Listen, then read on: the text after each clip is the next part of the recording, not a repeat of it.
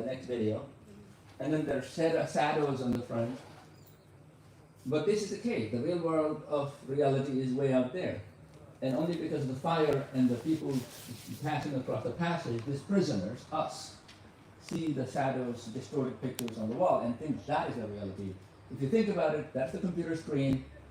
That image projected on the screen is ChatGPT's response, but a very small fragment of reality is reflected.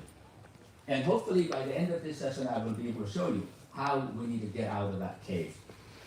Go into the world of real knowledge, research, data, social responsibility, ethics, and do our work. 1 second, I should... Flickers dimly, there 1 second. It is... for hero's journey. In Plato's profound allegory...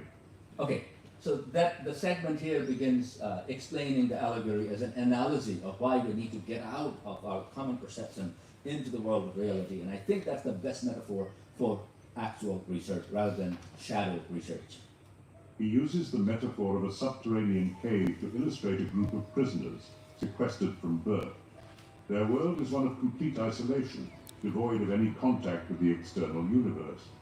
Bound by chains and restricted in their movements, they are compelled to face the barren cave wall, deprived of the ability to swivel their heads or see beyond their immediate environment.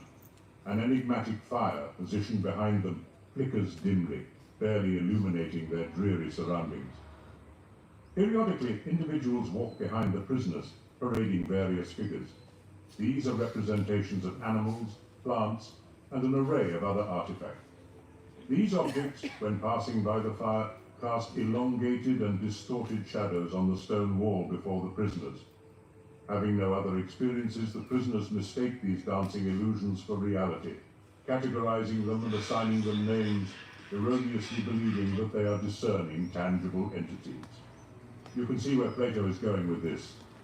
Unexpectedly, one prisoner's shackles are removed, and he is thrust into the world beyond the cave for the very first time. The moment is ripe for him to be tested. The intense brilliance of the sunlight initially hurts his eyes, and the unfamiliar environment bewilders him.